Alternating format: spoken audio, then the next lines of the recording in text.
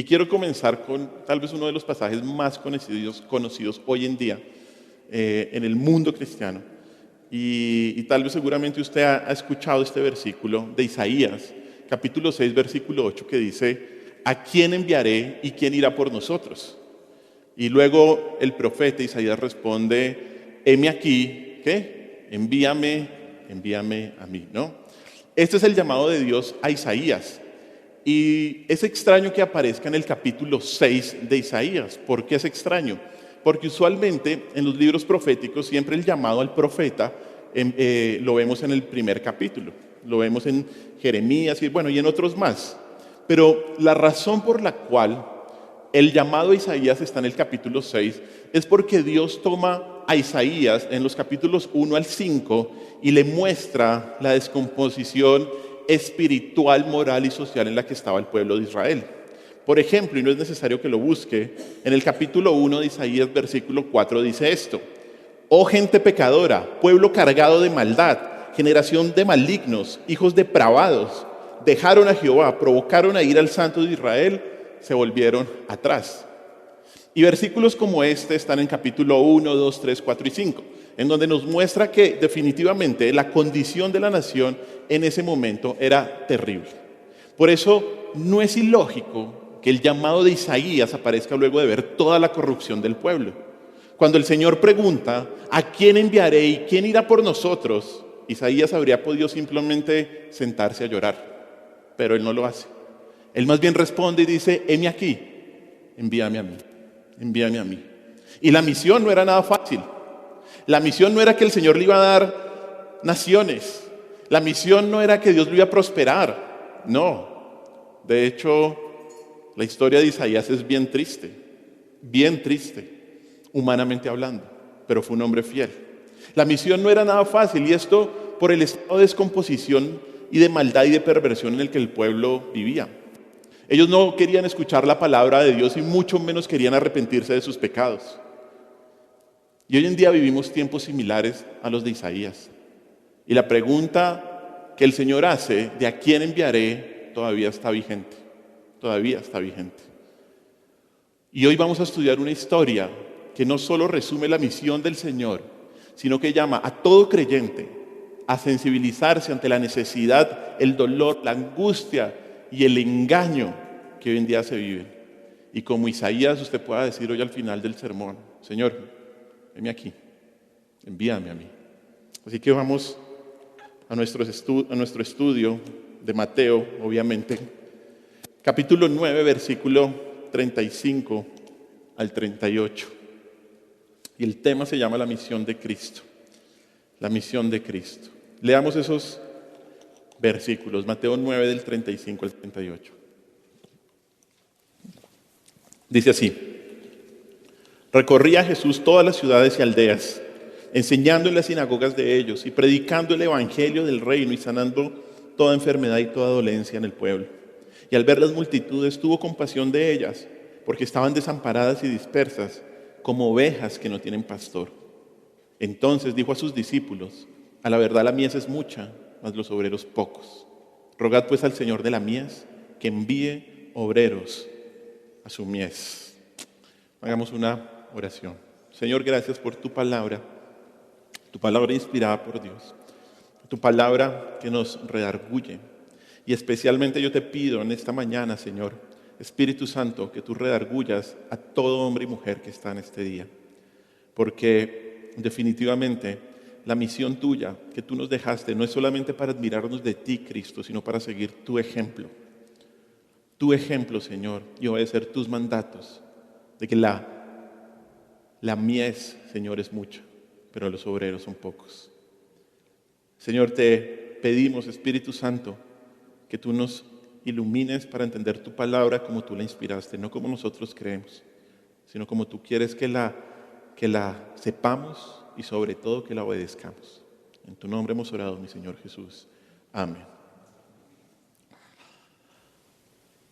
Los versículos que hoy vamos a estudiar, estos últimos versículos del capítulo 9, funcionan como un eslabón entre los capítulos del 5 al 9 y el capítulo 10.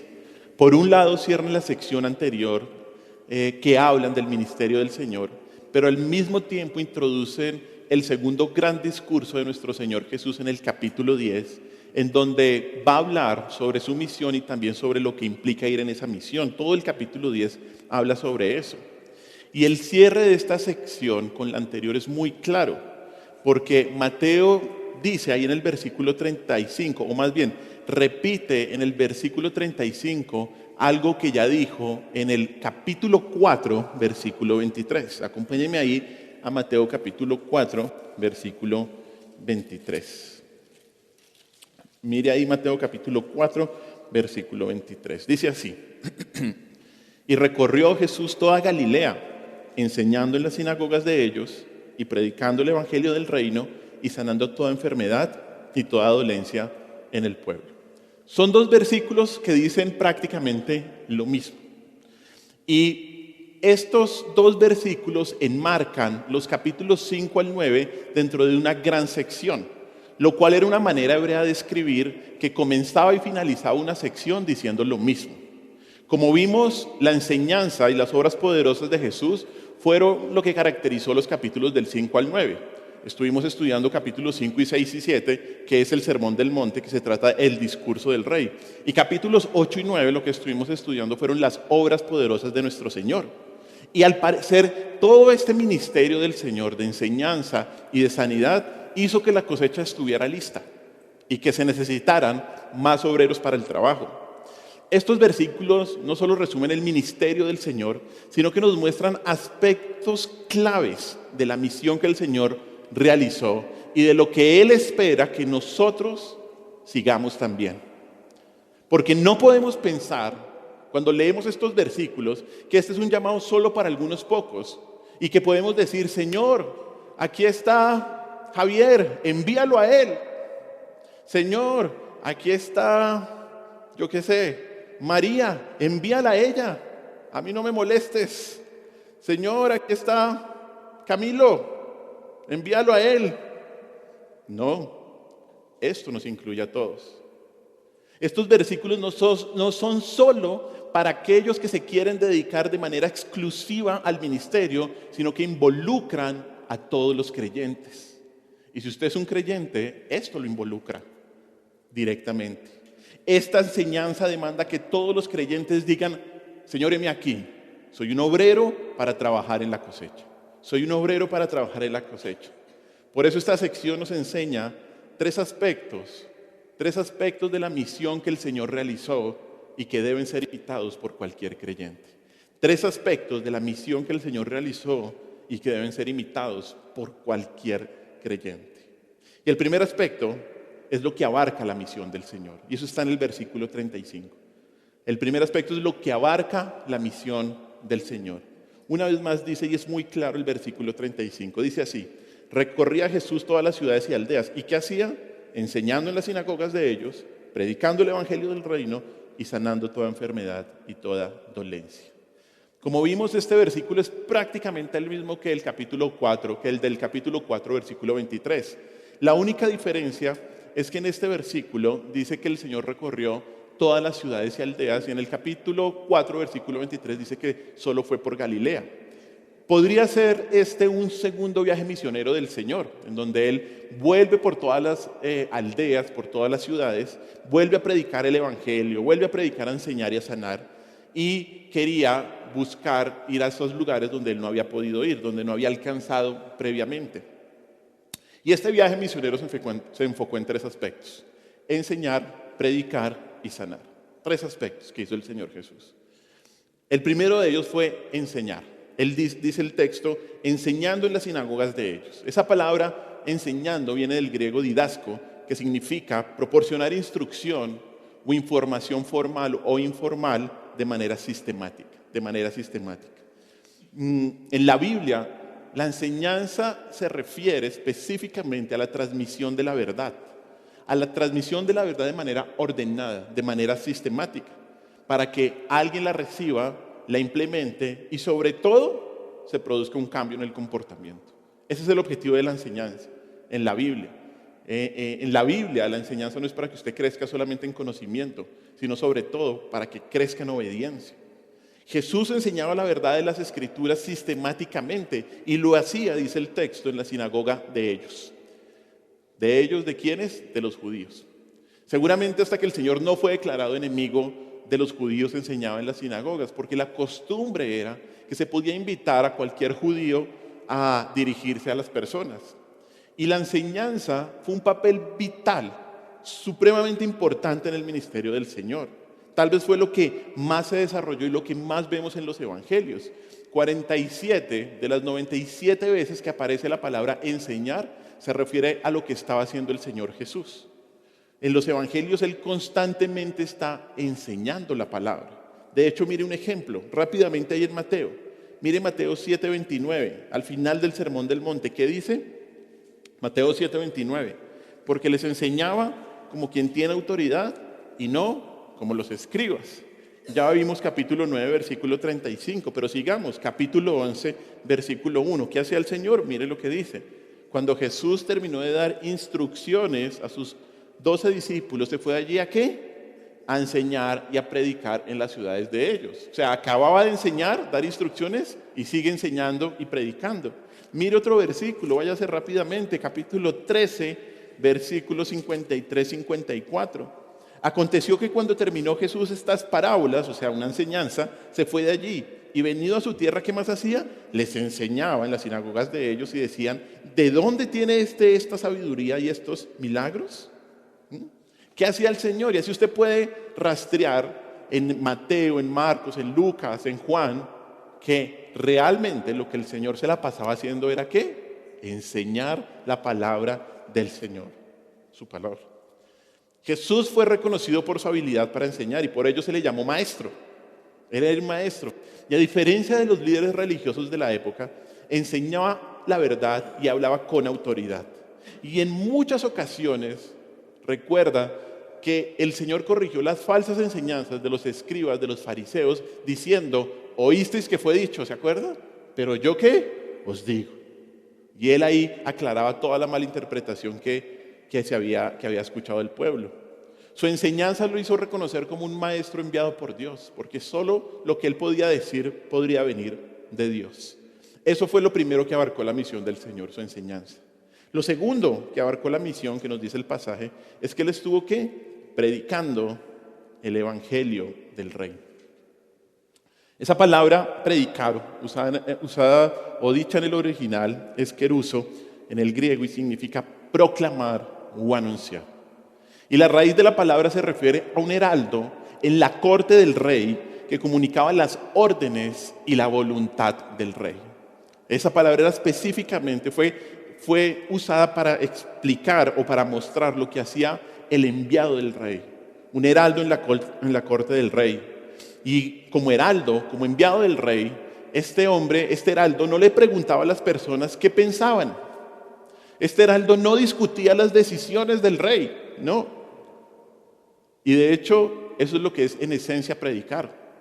Pararse con la autoridad del rey a proclamar la verdad del rey. Eso es lo que hacían los heraldos y eso es lo que estaba haciendo nuestro Señor Jesús, predicando con la autoridad del rey. Y él predicaba algo específico que era el evangelio del rey, el evangelio del rey. Esa palabra evangelio, seguramente usted sabe que significa buenas nuevas, buenas noticias, evangelizo. Y en su sentido original o en su sentido, digamos, literal, podría significar cualquier tipo de buenas noticias. Pero esa palabra, curiosamente, también se utilizaba para cuando un rey mandaba a dar sus buenas noticias al reino. Llegaba el heraldo y decía, traigo evangelizo, traigo buenas noticias, traigo buenas nuevas, buenas nuevas. En el Nuevo Testamento esta palabra se refiere especialmente a las buenas nuevas del reino de Dios y de la salvación obtenida a través de la muerte, la sepultura y la resurrección de Jesucristo. Eso es el evangelio del reino. Las buenas noticias de que solo en Cristo hay salvación.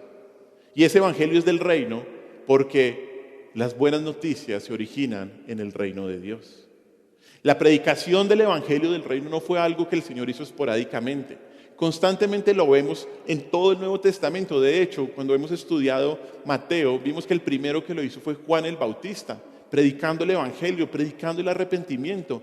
Y en Mateo capítulo 4, versículo 17, aparece el Señor Jesús y lo primero que dice es: arrepentíos, porque el reino de Dios se ha acercado. Y lo vemos en otros pasajes más en todos los evangelios. Déjeme llevarlo a uno nomás. Marcos capítulo 1, versículo 15. Marcos capítulo 1, versículo 15.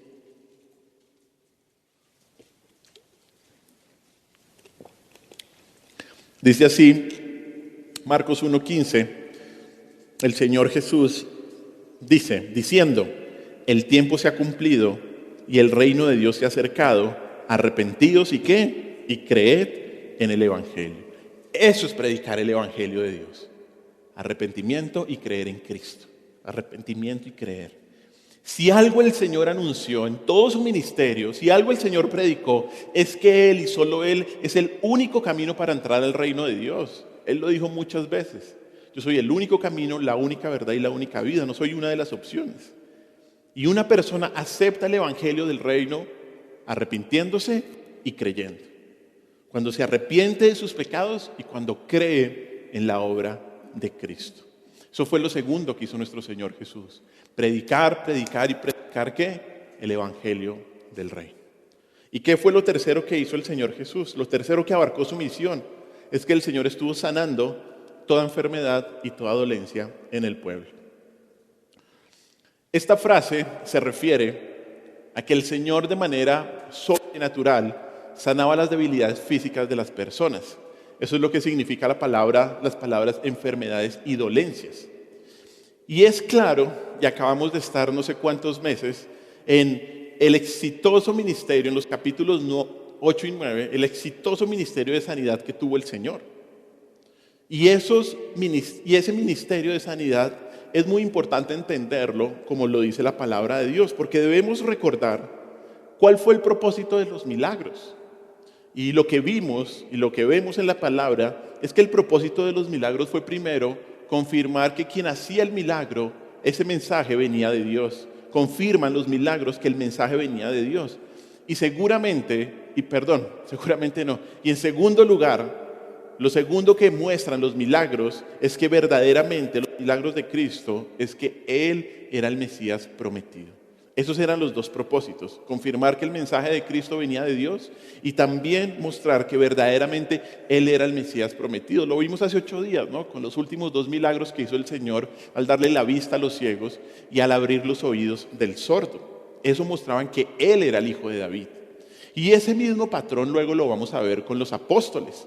Eso también fue para los apóstoles que hicieron estas señales para certificar que ellos eran los mensajeros de Cristo, que ellos eran los apóstoles de Cristo, que ellos traían el mensaje de Dios. Déjeme llevarlo a un versículo en 2 Corintios capítulo 12, versículo 2. 2 Corintios capítulo 12, versículo 2.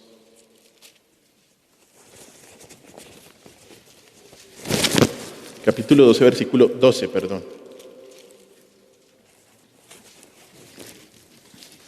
Y 2 Corintios es una carta bien interesante, pero uno de los temas que nos habla en 2 Corintios es Pablo defendiendo su apostolado. Pablo está defendiendo y está diciéndole a la gente que estaban criticando que él venía de Cristo, mostrándoles que él sí venía de Dios y era un apóstol certificado de Dios. Mire lo que dice 2 Corintios 12:12. Dice: con todo, las señales del apóstol han sido hechas entre vosotros en toda paciencia. ¿Por qué? Por señales, prodigios y milagros. Ese patrón lo vemos constantemente en momentos cuando el Señor mandaba un enviado de Él a declarar su palabra y la manera de certificar ese mensajero era por señales extraordinarias. ¿Se acuerda lo que pasó con Moisés? Él le preguntó: ¿y cómo van a creer en mí? Coge tu vara, vas a hacer señales y milagros. Por eso iban a creer en Él. ¿Qué fue lo que pasó con Elías y con Eliseo? Lo mismo. ¿Qué fue lo que dice tal vez el tema central del Evangelio de Juan? Juan capítulo 20, versículo 21, si no estoy mal, en donde dice: todas estas señales hizo el Señor para que creyeran que Él era el Cristo. Ese era el propósito de los milagros. Y eso es lo mismo que vemos en los apóstoles, el mismo patrón, las señales y los prodigios y los milagros de los apóstoles. Los apóstoles fueron certificados como mensajeros de Dios por medio de las señales y los prodigios que hizo el Espíritu Santo por medio de ellos. Pero ya que estos mensajeros fueron inspirados por Dios para dejarnos el mensaje de Dios en su palabra, ya no es necesario el ministerio extraordinario de señales y prodigios. Ya no es necesario el ministerio de sanación de manera sobrenatural, como lo hizo Cristo o como lo hicieron los apóstoles. Porque ahora, ¿sabe qué tenemos? La Escritura. Ahora tenemos el mensaje de Dios. La Escritura cumple lo que los milagros pretendían. ¿Qué era qué? Apuntar a Dios y a su mensaje. Eso es lo que cumple la Escritura. La Escritura cumple lo que los milagros pretendían. Ahora, y déjeme decirle, claro que el Señor sigue sanando. Claro que el Señor sigue sanando la enfermedad, si es su voluntad. Si es su voluntad. Dios es soberano sobre todo. Y Él puede sanar cualquier enfermedad, cuando quiera y como quiera.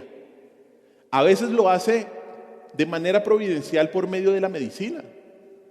A veces lo hace de manera sobrenatural sin utilizar la medicina. Pero escúcheme bien algo. Ni el ministerio de sanidad de Cristo, ni el de los apóstoles por medio de los dones que se dieron en esa época está vigente hoy en día. No. La palabra de Dios, la Escritura que usted tiene en sus manos es el mensaje inspirado por Dios que nos lleva a la salvación. Y por eso no necesitamos los milagros y las señales sobrenaturales. ¿Sabe por qué? Porque tenemos la palabra profética más segura. Como dice Segunda de Pedro, capítulo 1, versículo 21. Tenemos la palabra profética más segura. De hecho, hoy en día tampoco está ese ministerio de los dones, de las señales, de los milagros, porque hoy en día vemos una total falsificación de cómo los apóstoles y Jesús sanaban. No es lo mismo. Y no es lo mismo, ¿por qué? Porque ya no existe, ya no está en vigencia, porque tenemos esta palabra que nos lleva a la salvación. Bueno, entonces, hermanos, ¿qué abarcó la misión del Señor? Enseñar, predicar y sanar, ¿cierto? Y ya que hoy en día sabemos que Jesús es el Mesías y que tenemos la palabra inspirada por Dios, en estos tiempos la labor principal y la labor prioritaria de la iglesia y de todos los creyentes, ¿sabe cuál es? Predicar y enseñar. Eso es lo que todos debemos hacer. Predicar el evangelio del reino y enseñar la verdad de la Escritura. Predicar y enseñar. Debemos, hermanos, predicar el evangelio. Y esto incluye, aunque no sea muy popular, anunciar que el hombre es un pecador y no que es un campeón. Anunciar que necesita arrepentirse de sus pecados y no que su autoestima está muy bajita y que debemos ayudarle a que crezca su autoestima. Debemos predicar el evangelio y que la gente entienda que solamente la obra de Cristo y no sus méritos pueden llevarlo a la salvación y de esa manera poder estar enfrente de un Dios santo, hermanos. Poder estar enfrente de un Dios santo. Y eso es lo que hace la predicación del evangelio. Mire lo que dice 1 Corintios 1, 21 al 23. 1 Corintios 1, 21 al 23.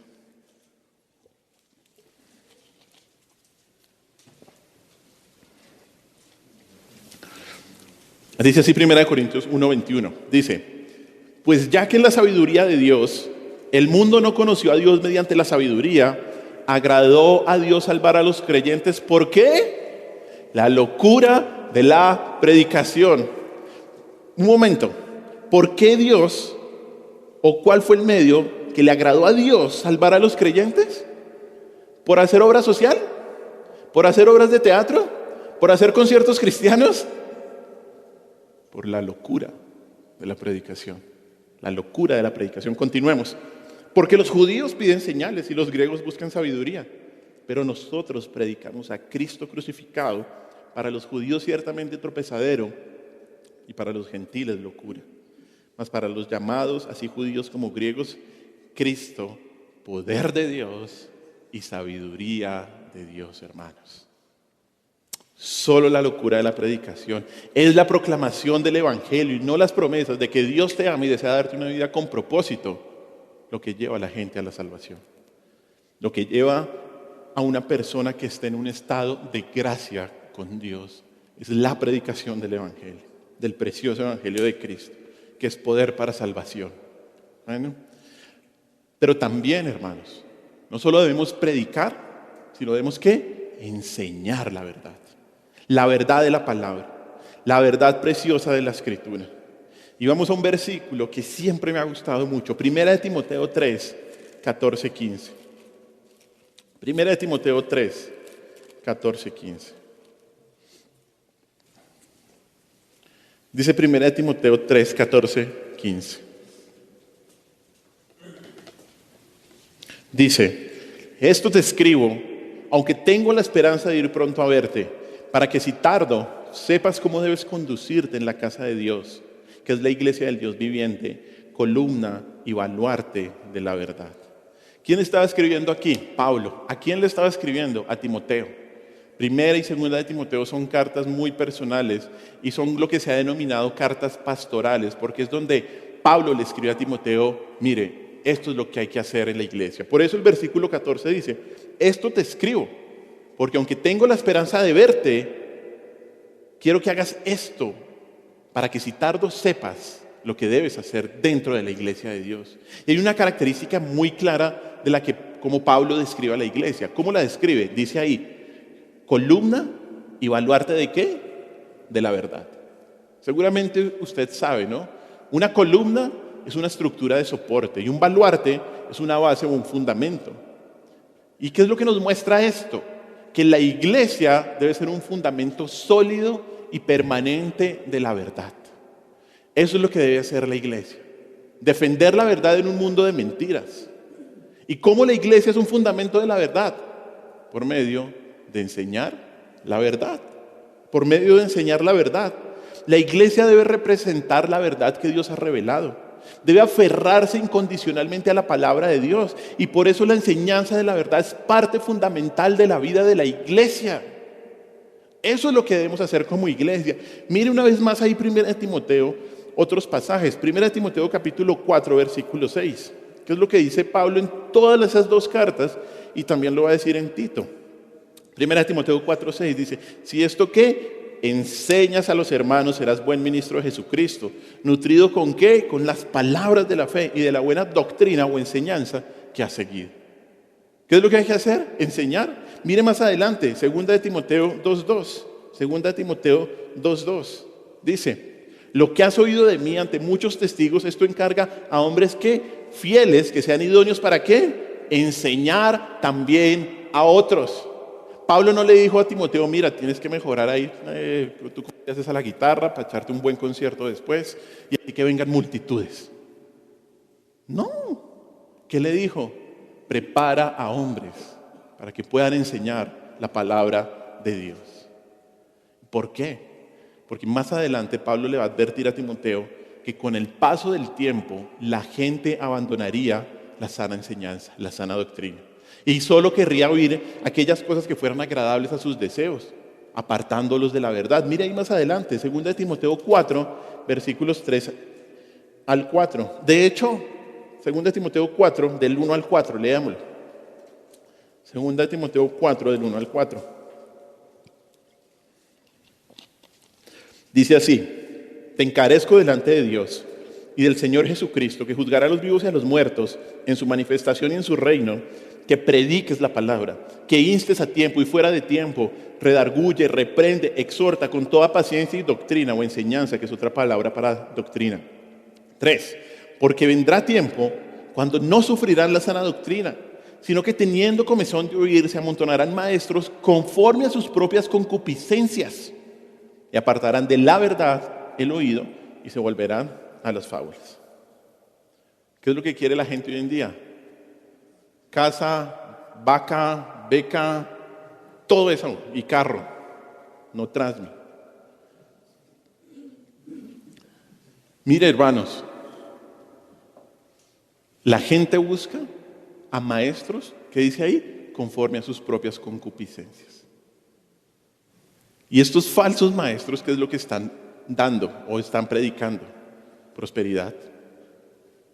Y muchas veces la gente, no muchas veces, O, bueno, muchas veces, digámoslo así, la gente quiere lo mismo. Porque se amontonan para tener maestros conforme, dice ahí, a sus propias concupiscencias, a sus propios deseos pecaminosos. Y por eso es que abundan los falsos maestros. Miren, hermanos, hoy más que nunca nos damos cuenta de esta realidad que nos presenta de hecho una gran oportunidad para predicar la palabra de Dios, para enseñar la verdad de Dios. Recuerde que el Señor mandó a todos los creyentes en la gran comisión a ser discípulos, bautizándolos en el nombre del Padre, del Hijo y del Espíritu Santo, y que enseñándoles que guarden todas las cosas que Él ha mandado. La enseñanza es parte vital, fundamental del ministerio de la iglesia. Lo fue para Cristo y lo es para nosotros hoy en día. Y por eso es fundamental que usted entienda que usted está llamado a aprender la verdad, a amar la verdad, a obedecer la verdad, a proclamar la verdad y a defender la verdad. Usted debe aprovechar, y quiero decírselo con todo el corazón, como pastor de esta iglesia, cualquier oportunidad que usted tenga para aprender la verdad. No puede ser que usted le dé pereza aprender la verdad. No puede ser que usted no tenga tiempo para estudiar la verdad. No puede ser. No puede ser, hermanos. No puede ser. Y si se está sintiendo mal, qué bueno. Qué bueno. Esto es precioso, hermanos. La palabra de Dios es lo más precioso que podemos tener. Es precioso, hermanos. No desaproveche cualquier oportunidad que usted tenga para aprender la verdad del Señor, porque eso es lo que debemos hacer. La enseñanza y la predicación del Evangelio es lo que como iglesia y como creyentes debemos hacer. Bueno, eso es lo que abarca la misión. Pasemos al segundo punto, la motivación de la misión. Ese es el segundo aspecto de la misión del Señor. La motivación. Leamos versículo 36. Dice así: y al ver las multitudes, tuvo compasión de ellas, porque estaban desamparadas y dispersas como ovejas que no tienen pastor. El segundo aspecto de la misión del Señor es la motivación. La motivación de la misión. El versículo dice que mientras el Señor ministraba a las multitudes, que tuvo compasión de ellas. Y este es un verbo muy fuerte que literalmente significa tener una emoción visceral, una emoción de aquí adentro. Dicha palabra se utiliza metafóricamente para expresar el centro de las emociones. Y en este caso significa tener piedad, estar lleno de compasión, lleno de compasión. Y el Señor tuvo compasión en el centro de su ser. Y la razón de su compasión es que las multitudes, dice el versículo 36, estaban desamparadas y dispersas como ovejas que no tienen pastor. Desamparadas y dispersas como ovejas que no tienen pastor. Dos verbos definen o describen el estado de las multitudes. El primero es desamparado. Significa esa palabra ser acosado, estar cansado, golpeado o preocupado. Estar desamparado. Y el segundo es disperso, que significa ser derribado, estar sin ayuda, estar confundido. Eso es lo que significa disperso. Y estas dos palabras las utiliza el Señor Jesús para describir un suceso dramático. Muestran la situación lamentable en la que estaba el pueblo, porque los líderes religiosos de esa época que debían proteger y guiar a la gente habían no solo abandonado su labor, sino que además de todo estaban abusando de todo el pueblo. Y esta acusación que hace Jesús aquí es muy fuerte, pero de hecho no es la primera vez que la vemos en la Escritura. De hecho, este tipo de acusación es parte de una promesa o de una profecía más bien que está en Ezequiel, en donde se promete que a pesar de los falsos pastores de Israel, iba a venir un día un buen pastor. Mire lo que dice Ezequiel, vámonos al Antiguo Testamento, Ezequiel capítulo 34, versículos del 1 al 6. Mire lo que dice Ezequiel capítulo 34, versículos del 1 al 6.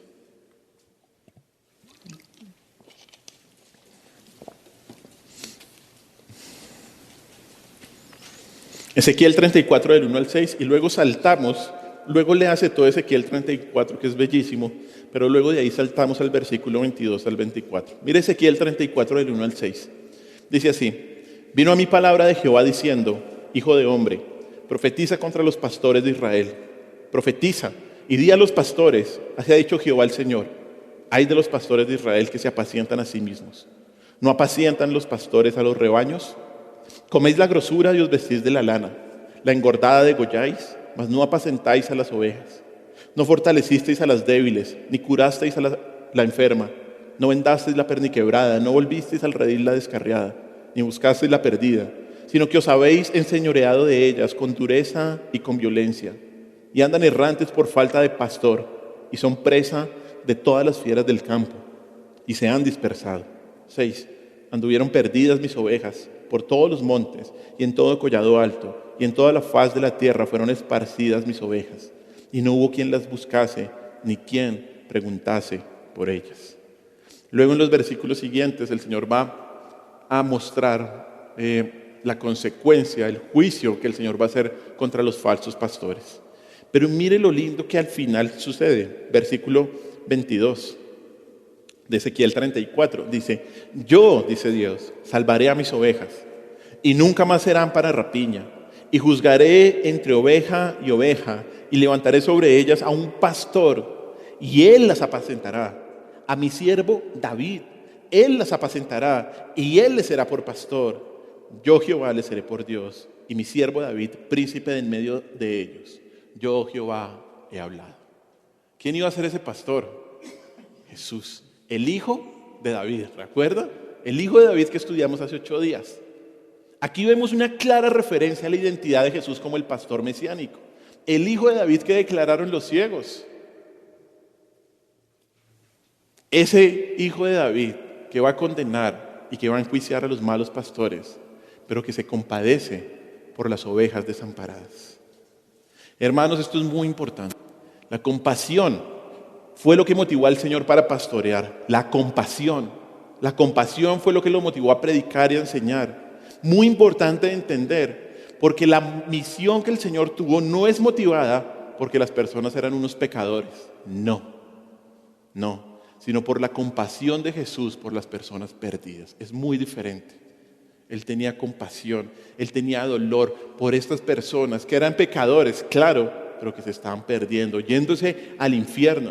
El Señor miró a las multitudes, literalmente que marchaban en su camino al infierno, y literalmente sufrió en el centro de su ser. Aquí vemos el maravilloso corazón de nuestro Señor Jesús. El maravilloso corazón de nuestro Señor que lo hizo dejar el cielo, dejar la gloria eterna, venir a ser humillado y venir a morir por nosotros, hermanos. Ese es nuestro Cristo. Miren lo que dice Juan capítulo 10, versículo 11. Juan capítulo 10, versículo 11.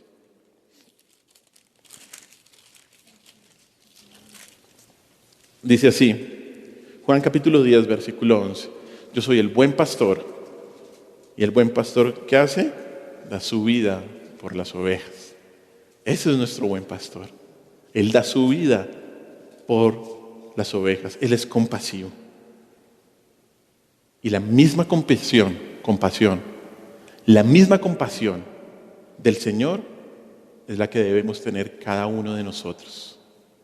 Cada uno de nosotros. Y esto implica no solo tener una conciencia de la aflicción por la que pasan aquellos que se están perdiendo, sino también el deseo de aliviar esa aflicción, ese estado. ¿Cómo practicamos la compasión del Señor?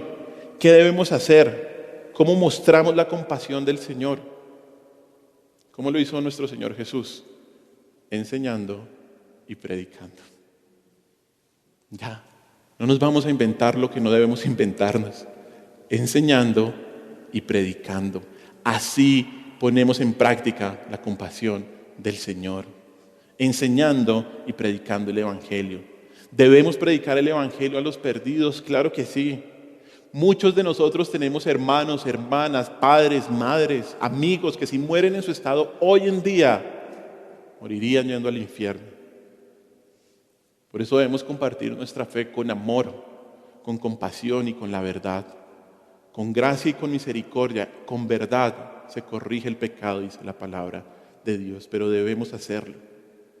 Pero también, y creo que este versículo de Mateo es muy claro, nos llama a sentir compasión con aquellos que, como en el momento en el que estaba aquí Jesús, en la época del Señor, son liderados por falsos pastores y maestros que abusan de ellos, que tergiversan la palabra, que los tienen esclavizados a un sistema humano en donde los únicos beneficiados son los líderes. También debemos tener compasión por estas personas. Seguramente todos conocemos aquí ovejas así y debemos tener compasión de ellas. Debemos enseñarles la verdad de la palabra, aprovechar cualquier oportunidad para decirles: eso que tú dices, ven y miramos en la Biblia. No, eso que tú dices en mi iglesia, no, porque la autoridad es la palabra. La autoridad no es el pastor, la autoridad siempre es la palabra de Dios. Debemos tener esa compasión y todos conocemos personas así. Aprovechemos esas oportunidades que el Señor nos da para sacar del engaño, para mostrar la Escritura. Recordemos esto sobre todo, que ¿cuál es la motivación? Compasión.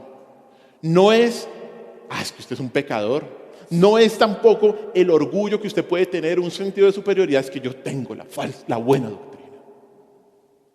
No, mi linaje viene de Martín Lutero. No sea eso. Mire, nuestra motivación para corregir el error es la compasión de ver personas que no están viviendo la verdad y que tienen un montón de mentiras en su cabeza. Esa debe ser la motivación en la misión. Debemos pedirle al Señor que aumente en nosotros la misma compasión que Él tuvo, porque tristemente en muchas ocasiones no la tenemos. No la tenemos. Un pastor dijo esto: tal vez lo peor no sea que no ganemos almas. Tal vez lo peor no sea que no compartamos. Lo peor es que ni siquiera nos importa. Lo peor es que ni siquiera nos importa. Escuché la historia de un hombre que se acercó a un accidente que había sucedido minutos antes de que él pasara por el lugar donde estaba pasando. Vio la multitud, vio la ambulancia, vio a los médicos que intentaban reanimar a este hombre para mantenerlo con vida. Y el hombre pensaba para sí mismo que eso era terrible, que era increíble cómo de un momento a otro, de un segundo a otro, le podía cambiar la vida a una persona y pueda estar su vida debatiendo entre la vida y la muerte, pueda estar colgando de un hilo su vida. Y cuando se acercó a este hombre un poco más para mirar, voltearon la cara del que estaba ahí tirado en el piso. Y el hombre lo vio y dijo: es mi hermano, es mi hermano. Y la verdad es que era su propio hermano en la carne. Y en ese momento el hombre se transformó. Le dijo a los médicos: hagan algo. Le dijo a la gente que estaba a su alrededor: hagan algo, oren, es mi hermano el que se está muriendo. ¿Cuál fue la diferencia? Al principio tenía un conocimiento intelectual de una tragedia, pero después tuvo compasión. Después tuvo una convicción emocional. Hermanos, no podemos ser una iglesia con los ojos secos en un mundo inclinado al infierno, en un mundo confundido. Si no tienes un corazón quebrantado por los que no son salvos y por los que están engañados por la falsa doctrina, yo te sugiero que te arrodilles en oración, que confieses la frialdad de tu corazón al Señor y le pidas que te dé un corazón quebrantado, que se conmueva con compasión. Pídele al Señor eso. Pídele al Señor compasión, porque todos la necesitamos. Yo la necesito mucho. Eso es la motivación de la misión, compasión. Tercer y último punto. El tercer aspecto es la necesidad de la misión del Señor. La necesidad de la misión del Señor. Versículos 37 y 38. Dice así versículos 37 y 38. Entonces dijo a sus discípulos: a la verdad la mies es mucha, mas los obreros pocos. Rogad pues al Señor de la mies que envíe obreros a su mies. ¿Cuál es la necesidad, queridos hermanos? Ya sabemos cuál es, ¿no? Obreros con compasión que sepan lo que abarca la misión. Fácil, el texto mismo nos lo dice. Obreros con compasión que sepan lo que abarca la misión. Enseñar y predicar. El Señor dice aquí, le dijo a sus discípulos, a la verdad la mies es mucha. La mies es una palabra que se utiliza para la cosecha de trigo. Y en ese caso describe una cosecha de aquellos que Dios tiene listos para entrar en el reino. Pero el problema aquí que el Señor nos presenta, o que el Señor revela, no es con la cosecha, ¿cierto? No, sino que los sembradores son pocos. Los sembradores son pocos para recoger la cosecha. Al parecer el Señor dice esto porque en su momento solo está Él involucrado en el ministerio. Y ha probado, y lo hemos visto, cuán grande es la cosecha, y esto demanda que otros ayuden en la obra. La situación de las multitudes sin pastor, en las tinieblas y en el error, hace que el Señor diga en el versículo 38, rogad pues al Señor de la mies que envíe obreros a su mies. Rogad. Esa palabra rogad es una palabra muy fuerte, es un mandato, es un imperativo que nos sugiere urgencia. Y la idea es, no esperen nada. Rogad al Señor de la mies ya mismo. Rogad al Señor de la mies ya mismo. El Señor está urgiendo a sus discípulos a orar para que Dios, el dueño de la cosecha, mandara más obreros para ayudarle en esa labor. Y con esto el Señor está cumpliendo lo que dijo en el capítulo 4, versículo 19, con respecto a ser pescadores de hombres, que iba a ser pescadores de hombres a los discípulos. Hasta este punto Él ha hecho la misión por sí mismo, y lo hemos visto. Lo ha estado enseñando, ha estado sanando, ha estado mostrándole las obras poderosas a sus discípulos. Pero en este momento Él comienza a cumplir esa promesa, involucrando a sus discípulos en la misión en 2 etapas. Primero les dice que tienen que orar, ¿cierto? Que oren por más obreros. Y en segundo lugar, los comisiona para que sean los mismos obreros por los que ellos han estado orando. Con esto el Señor les está diciendo a sus discípulos, en primer lugar, que Él no va a completar la misión, que Él no iba a completar la misión solo. Y por primera vez llama a sus discípulos a que tomen acción con respecto al ministerio que Él les estaba dando. El Señor les dice a ellos que la necesidad de la misión son ¿qué? Obreros preparados. Obreros preparados para asumir esa labor de pastores que Él habló en la anterior ilustración, para enseñar y predicar el Evangelio. Esta sección nos deja varias enseñanzas, ya para terminar. En primer lugar, que la solución para la falta de obreros comienza con ¿qué? Oración. Oración. La solución para la falta de obreros comienza con oración. El Señor da un lugar importante, como lo da toda la palabra, a la oración. A la oración en relación con la obra de la iglesia. Él dice, rogad. Y la idea es no retrasar, incluso nos da un sentido de urgencia. Y es que, hermanos, cuando conseguir obreros se pone difícil, lo difícil hace que nos pongamos de rodillas, ¿cierto? En todo. Lo difícil hace que nos pongamos de rodillas. Y la misión es la obra de Dios. Y nuestra primera prioridad, ¿sabe cuál es? La oración. La misión es una cuestión divina. Y el reclutamiento de personal comienza ¿con qué? Con oración. La iglesia se mueve ¿cómo? De rodillas. La iglesia se mueve de rodillas. Y debemos entender eso. Es una prioridad para nosotros, la oración. Y quiero contarle un testimonio personal de cómo comenzó esta iglesia.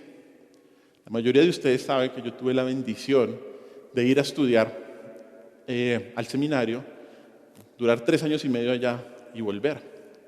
Y la manera como el Señor obró en ese momento es una manera, obviamente, como Él siempre obra, totalmente providencial, en donde yo pensaba que tenía un par de opciones para volver. Yo siempre pensé en volver, yo nunca pensé en quedarme, siempre pensé en volver.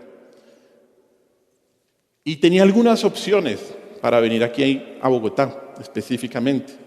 Pero el Señor me cerró todas esas opciones, todas. Porque a veces el Señor obra así en nuestras vidas, cierra las opciones y nos deja solamente una. Y esa una única era venir y empezar a plantar una iglesia. Me acuerdo que cuando llegamos aquí, o cuando veníamos en el avión, Oriana me decía, ¿qué vamos a hacer? Y yo le decía, no tengo ni idea. Enseñar y predicar, y si hay que irse a un parque, pues me voy a un parque. Por la providencia del Señor, la increíble providencia de Dios, a las 2 semanas de yo estar aquí, una persona me contactó y me dijo, David, hay un grupo de personas, no más de 10, no más de 5 personas, que se están reuniendo todos los domingos a escuchar prédicas de MacArthur, prédicas del pastor Tolopilo, prédicas de Sugel Michelet, de Miguel Núñez. Y ellos hace un año están orando por un pastor. Ahí comenzó la iglesia. ¿Con qué? Con oración. Y me acuerdo que uno de ellos me decía, oramos un año por ti. Es misericordia del Señor. Como dice Pablo en Corintios, estamos en el ministerio por gracia, por misericordia. Pero hermanos, la necesidad por obreros empieza con ¿qué? Oración. De rodillas, de rodillas. La segunda enseñanza que nos dejan estos últimos versículos es que Dios es el jefe de la cosecha. Él es el Señor de la mies, dice ahí. El Señor de la mies. Solo Él tiene la soberana autoridad de ordenar la cosecha de sus escogidos, para enviar en el momento correcto a sus obreros para recogerle. Nuestra responsabilidad es ¿qué? Orar, ¿cierto? Rogar con urgencia. ¿Pero quién es el que envía? Dios. Dios es el que envía. Y aquí es un claro ejemplo de algo que muchas veces no entendemos en nuestra cabeza, de la responsabilidad del ser humano, del creyente y de la soberanía de Dios. Nosotros debemos orar. Debemos orar por más obreros, pero es Dios quien envía. Es Dios quien envía. Hermanos, ¿cuál es la necesidad de la misión? Por más obreros. Más obreros. Y esto no solo involucra pastores que se dedican de tiempo completo a la obra, sino a todo creyente. Porque todos debemos entender que siempre se necesitan obreros para la obra del ministerio. La mies es mucha y la obra del ministerio no solo, escúcheme bien, no solo la hacen los pastores. Mire lo que dice Efesios capítulo 4, versículos del 11 al 16. Efesios capítulo 4, del 11 al 16.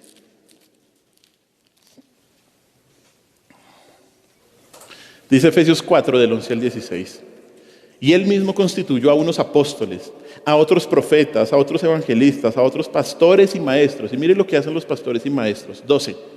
A fin de perfeccionar a quienes, a los santos para la obra del ministerio, para la edificación del cuerpo de Cristo, hasta que todos lleguemos a la unidad de la fe y del conocimiento del Hijo de Dios, a un varón perfecto, a la medida de la estatura de la plenitud de Cristo, para que ya no seamos niños fluctuantes, llevados por doquiera de todo viento de doctrina, por estratagema de hombres que para engañar emplean con astucia las artimañas del error, sino que siguiendo la verdad en amor, crezcamos en todo en aquel que es la cabeza, esto es Cristo. Y 16, de quien todo el cuerpo, bien concertado y unido entre sí, por todas las coyunturas que se ayudan como mutuamente, según la actividad propia de quién, de cada miembro, recibe su crecimiento para ir edificándose en amor.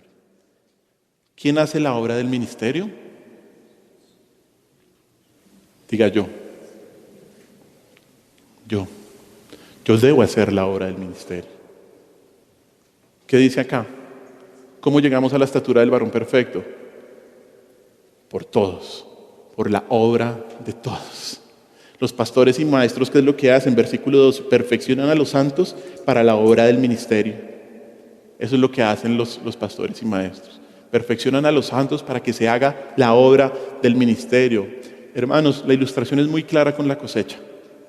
Así como el trabajo de una cosecha no solo implica sembrar la semilla y recogerla, sino que también implica cuidar el cultivo, quitarle la mala hierba y todo lo demás La labor en el ministerio no solo implica proclamar el evangelio, predicar, sino cuidar, servir, orar y velar por tus hermanos. Esa es la obra del ministerio. Para la edificación del cuerpo de Cristo, hasta que todos lleguemos a la unidad de la fe. Que nadie se quede, hasta que todos lleguemos a la unidad de la fe. Tú no puedes solamente asistir a la iglesia y decir que te estás llenando con la palabra. Uy, no, sí, es que me estoy llenando con la palabra. Uy, qué increíble la palabra. No, eso no es lo que dice la palabra. Muchas personas en nuestra sociedad individual están contentas simplemente con sentarse y escuchar.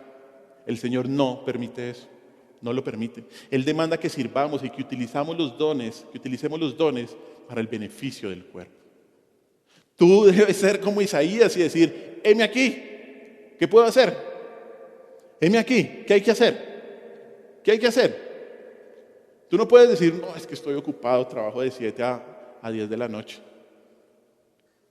No, es que yo, claro, tienes un ministerio, tienes responsabilidades, tu familia es la prioridad y tú sabes que eso es lo que hacemos y predicamos aquí en la iglesia. Pero tú, si eres creyente, parte de esta iglesia, debes entender que estás para edificar a los demás hermanos. Debes decir como Isaías, heme aquí, ¿qué puedo hacer? Mi oración como pastor, queridos hermanos, es por más obreros que ayuden a velar por esta cosecha local que el Señor nos ha dado. Esa es mi oración. Todos sirviendo, amándonos, sirviéndonos unos a otros, pero que lleguemos juntos. Pero en segundo lugar, también debemos orar por obreros preparados que Dios llame al ministerio de tiempo completo y de manera exclusiva.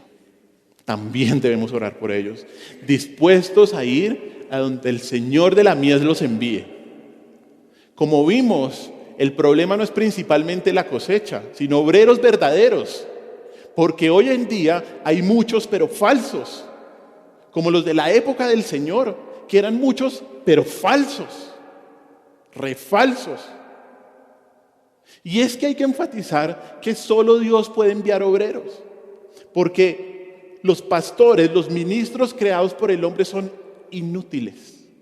Y tristemente los campos de la iglesia están plagados de falsos pastores que no saben cómo cuidar el rebaño de Dios, porque no han sido llamados por Dios, ni saben lo que Dios demanda para el oficio. No lo saben. Algunos de estos hombres y mujeres tristemente han entrado en el ministerio por ignorancia, pensando solamente que era suficiente tener un sentimiento por Dios y por servir. Ellos están equivocados y su ignorancia no los excusa. Pero hay otros que no solo son ignorantes, en el mejor de los casos, sino que muchos, como dijo Ezequiel, se apacientan a sí mismos, se comen lo mejor de las ovejas, no curan las heridas, no buscan a las perdidas y se enseñorean de ellas con violencia y dureza. Es terrible ver lo que hoy en día hacen muchos falsos pastores y maestros. Esta gente no ha sido llamada por Dios y por eso no saben qué es lo que Dios demanda. Y Dios va a traer juicio sobre ellos. Miren, iglesia, hoy en día se necesitan verdaderos obreros, pastores calificados y llamados por Dios que se gasten en la obra. Que se gasten en la obra. Debemos orar por ellos. ¿Será que entre nosotros Dios está llamando a alguien al ministerio de manera exclusiva? Ya mandamos a uno a prepararse, pero ¿será que hay otro o otros entre nosotros que se quieran preparar de manera exclusiva para dar su vida por la iglesia? Roguemos a Dios. Siempre se van a necesitar más obreros, hombres y mujeres preparados. Y ustedes, querida iglesia, deben saber qué es lo que Dios demanda para el oficio. Bueno, por eso es que, esto es a medida de publicidad, voy a hacer un par en Mateo y por los próximos 3 o 4 domingos vamos a hablar sobre los requisitos para un pastor. Porque usted tiene que saber ¿Cuál es la descripción de trabajo? No que el hombre da, sino que Dios da en su palabra. Porque esta iglesia, usted tiene que cuidarla.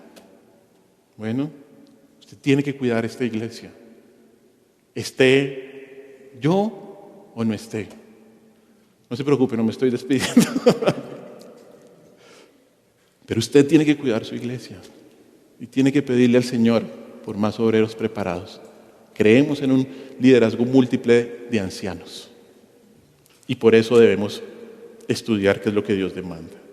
Hermanos, oremos, roguemos para que el Señor envíe obreros a su mies. ¿Cuál es la misión? ¿Cuál es la misión, queridos hermanos? Enseñar y predicar la palabra. ¿Cuál es la motivación que usted debe tener? Compasión. ¿Y cuál es la necesidad? Obreros. Obreros preparados. E inclúyase ahí.